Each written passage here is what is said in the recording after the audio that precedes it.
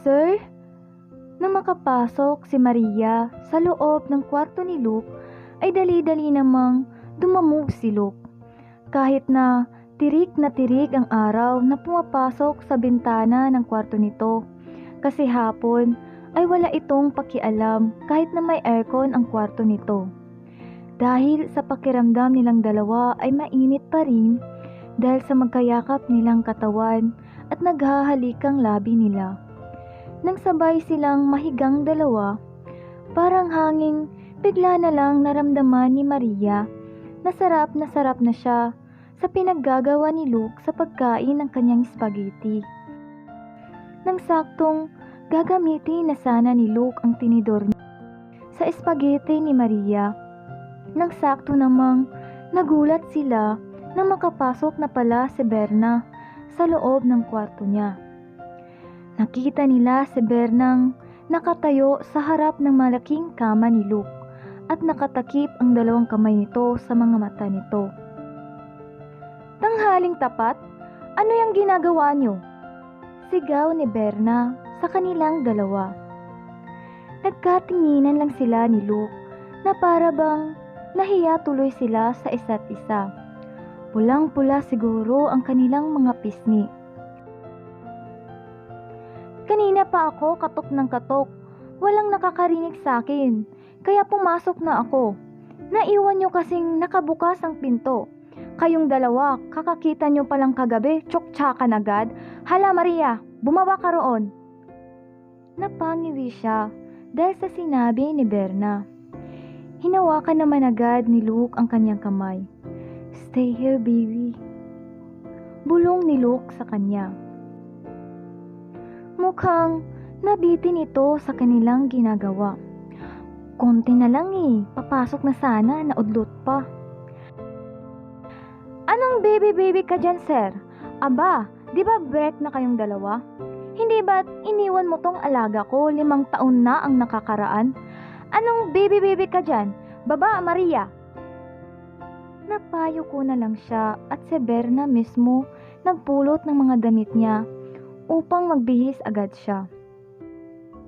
"Kung gusto mong makuha uli ang alaga ko, aba, ligawan mo. Hindi yung dadaanin mo sa santong paspasan, porket gwapo ka at tatanga-tanga tong alaga ko sa'yo." Halata ang pagtatampo ni Berna sa mga oras na iyon. Marahil concern lang ito sa kanya. "I will." Seryosong sabi naman ni Luke habang tinutulungan siya nitong magbihis. "Anong I will ka dyan? Patunayan mo, sir. Una mong gawin, makipaghiwalay ka sa nobya mo bago mo ligawan tong alaga kong maganda." "That's what I'm planning to do." Napakagat-labi naman siya sa sinabi ni Luke. Ibig bang sabihin nito, makikipaghiwalay na ito kay Diane upang ligawan siya? "Ayusin mo yung mga plano mo sa buhay, sir. Nasasayang ang mga taon dahil sa mga desisyon mo eh. Halika na, Maria, baba!" Tumingin muna siya kay Luke. Parang nag-usap ang kanilang mga mata. Sir, next time na lang." Gusto niyang kutusan ang kanyang sarili dahil sa kanyang nasabi. Napangiti tuloy ito. "Ay gaga, halika na nga dito. Maria pa man din ang pinangalan sa'yo, pero parang dapat Kiri pinangalan sa'yo eh." Napangiwi tuloy siya nang hilahin na siya ni Berna. Agad naman inalalayan siya ni Luke. "You might hurt her."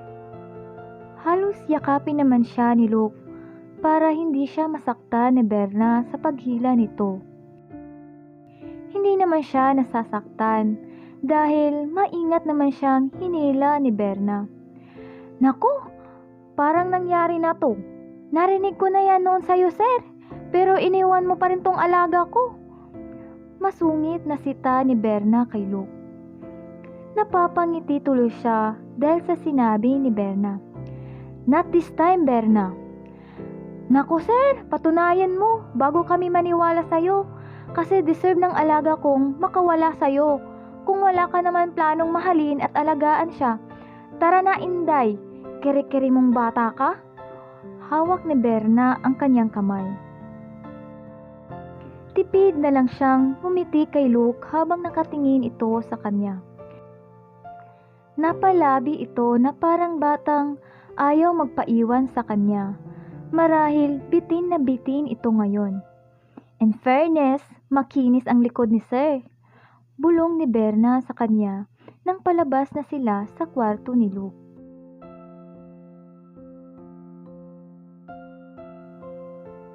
What?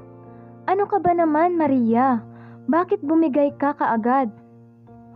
Inilayo ni Maria ang kanyang cellphone sa kanyang tenga dahil napalakas ang boses ni Franz sa kabilang linya. Ikwinento niya kasi dito ang nangyari sa kanila ni Luke mula nang umuwi ito kagabi galing sa California. Wala pa halos 24 oras ay natikman na agad nito ang kanyang pasas. Hindi na kasi ako nakatanggi. Hindi ka naman talaga tatanggi, panigurado, pero sana nag-isip ka muna. Franz, alam mo namang hindi ako makapag-isip ng maayos kapag kasama ko siya. Kahit napigilan naman kami ni Ate Berna. Narinig niyang nagbuntong hininga ito sa kabilang linya. Mabuti na lang pinigilan kayo. Huwag ko na magalit, Bes. Paglalambing niya sa kanyang matalik na kaibigan. Hindi ako nagagalit sa'yo. Gusto nga kitang kutusan eh. Anyway, Ferdinand wants to see you tonight. Nagsuri siya sa akin dahil akala raw niya bukas pa kayo magde-date.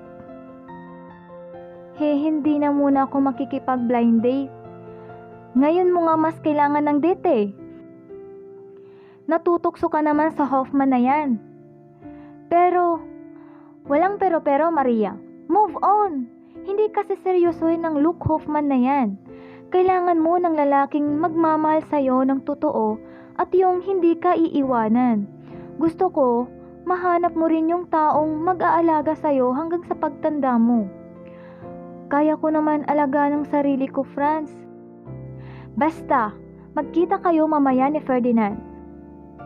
I already set your date with him. Akala ko ayaw mong makipag-date ako sa gabi. Except kay Ferdinand. May tiwala ako sa kanya dahil kaibigan ko yun. Siya naman ang napabuntong hininga. Ayaw na sana niyang umalis mamayang gabi dahil gusto niya lang tumambay sa kusina ng mansyon baka sakaling bumaba si Luke sa kwarto nito at makita niya ito roon. Mag-date kayo sa Intramuros kaya mag-semi-formal dress ka. Muli siyang napabuntong hininga. Mabait si Ferdinand, Maria. Try to open your heart. Huwag kang magpakulong sa feelings mo for Luke. Sa bagay, may punto si Franz. Maybe it's time for her to open her heart. 5 taon na siyang nahihirapan sa feelings niya para kay Luke. At tuwing may bagong nobya ito, paulit-ulit nasasaktan ang puso niya. Nakikita niya kasi sa Instagram account nito kapag may bago itong nobya. Alam nitong isa siya sa mga followers nito, kaya minsan iniisip niya baka pinagsiselos lang siya nito tuwing magpo-post ito ng mga iba't ibang babaeng nagiging nobya nito sa Amerika. Minsan pa nga kinilig siya ng gusto dahil aksidente nitong napusuan ang isang picture niya sa Instagram, ngunit agad din itong binawi ang pag-heart react nito. Simula noon, palagi na tuloy siyang nagpo-post ng kanyang picture sa Instagram at umaasa siyang palihim nitong tinitignan ang kanyang mga litrato. Ngunit tama bang mag-assume siya ng husto? Baka nga babaero lang talaga ito at isa lang siya sa mga babaeng biktima nito. Baka siya lang talaga ang may pagmamahal dito. Maria, still there? She shook her head. Napalalim na pala ang iniisip niya. Ha? Oo, sige. Makikipag-date na lang ako mamayang gabi, Franz. That's good. Sagutin mo agad si Ferdinand kapag niligawan ka. Lalo na ikakasal na si Kenji next week. wala kang kasama doon. Magmumukha kang kawawa sa paningin ni Luke kung mag-isa ka lang tapos siya kasama niya yung girlfriend niya. Subukan ko, Franz. Good girl. Sige, 7 p.m. nasa harap na ng mansion ang grab taxi. Maligo ka na, Maria. Napangiti siya. Napaka-supportive talaga ni Franz sa kanya. Thanks, Franz, ha? No problem. Basta mailayo lang kita sa look na yan. Sige na, susunduin ko pa si Mrs. Nang matapos ang pag-uusap nila ni Franz, napabuntong hininga na lang siya ng paulit-ulit. Kung siya ang papapiliin, mas gusto niyang si Luke na lang sana ang lalaking para sa kanya. Sana ito na lang ang tinadhana para sa kanya. Sana matuloy pa ang love story nila noon.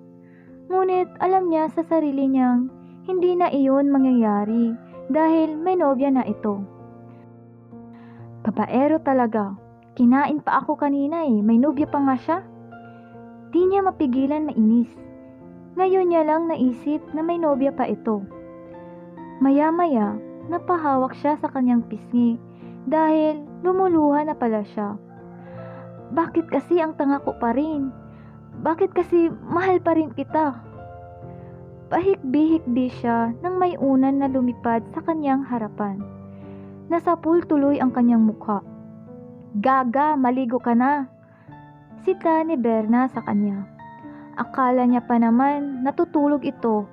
Ayon pala, nakikinig ito sa usapan nila ni Franz. Ate, bakit ang hirap niya mahalin? Napakamot sa ulo si Berna at halatang naiinis ito sa kanya bago ito bumangon at lumapit sa kama niya. Padabog itong umupo sa kanyang tabi.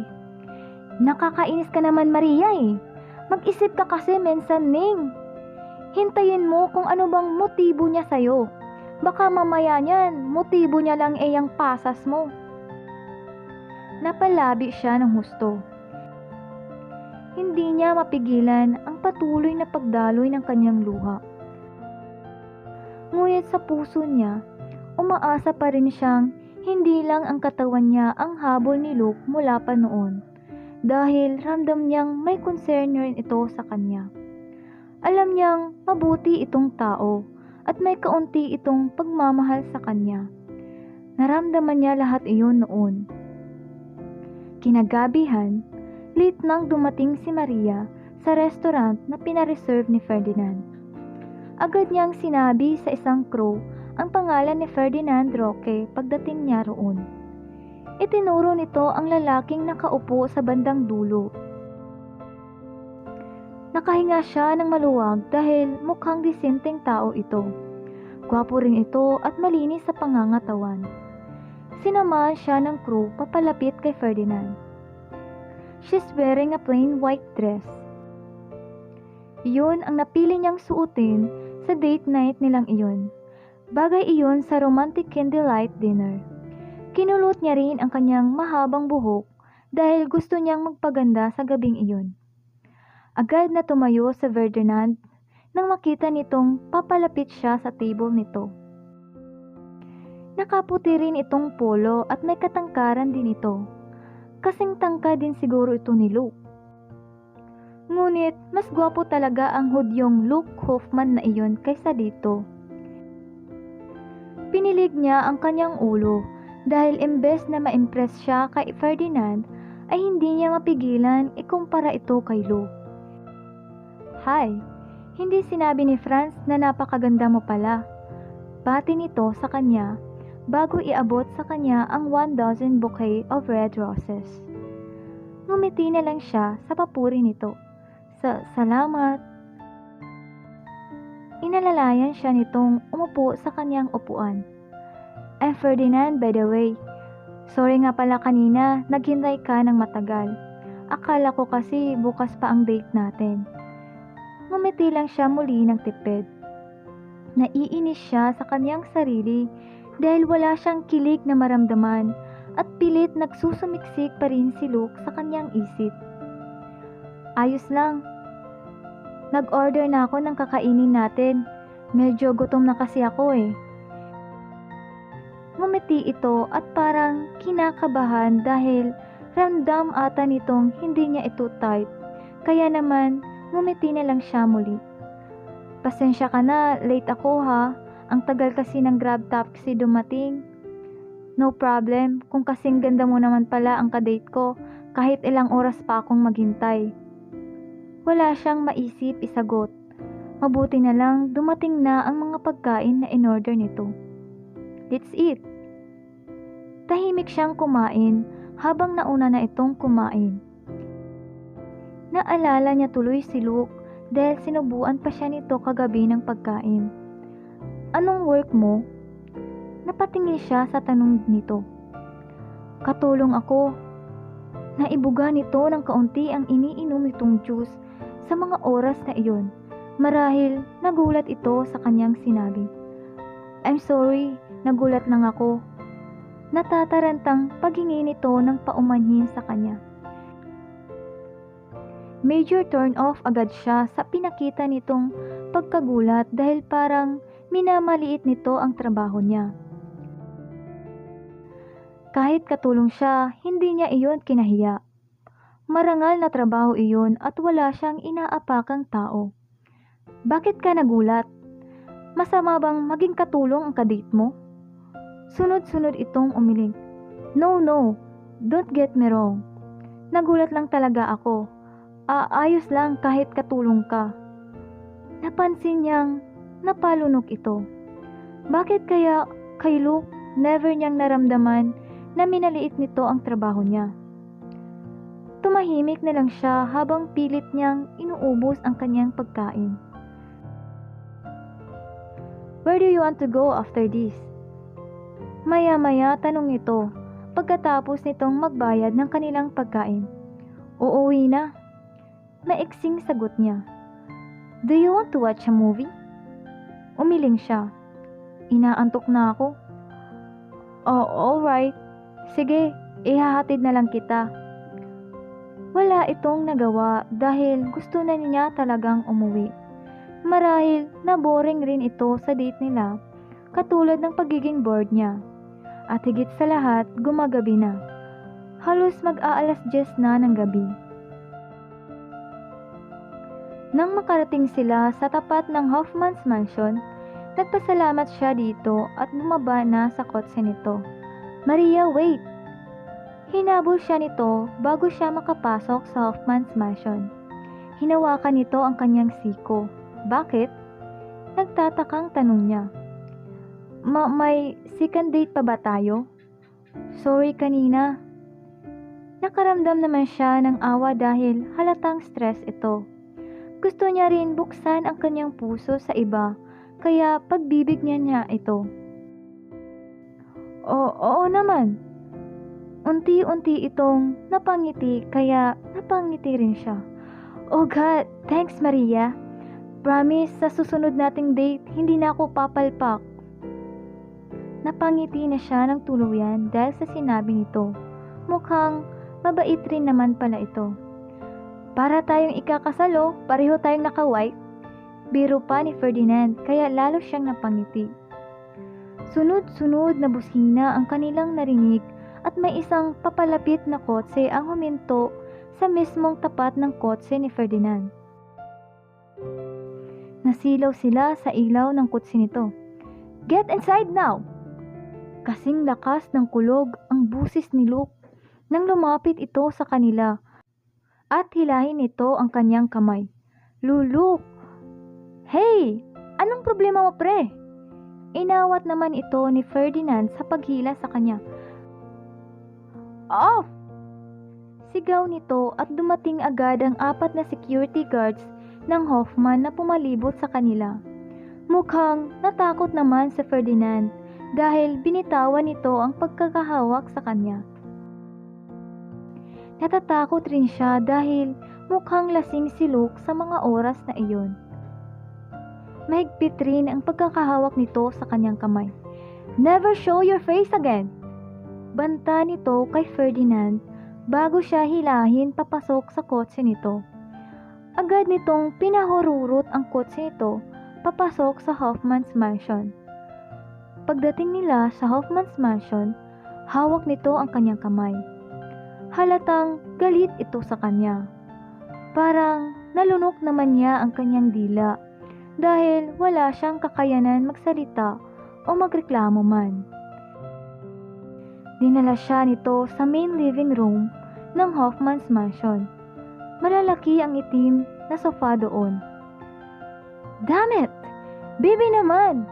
Akala ko ba tayo na uli? Napakurap-kurap siya sa sinabi ni Luke nang paupuin siya nito sa malambot na sofa. Haha? Hinanap kita kung saan-saan, tapos makikita ko nakikipagnitian ka sa lalaking yun? Palakad-lakad ito sa kanyang harapan habang pinagagalitan siya nito. Sir, ano bang sinasabi mo? We kissed! We almost did it! Akala ko tayo na uli. Ano yun, baby? Wala lang yun sa'yo?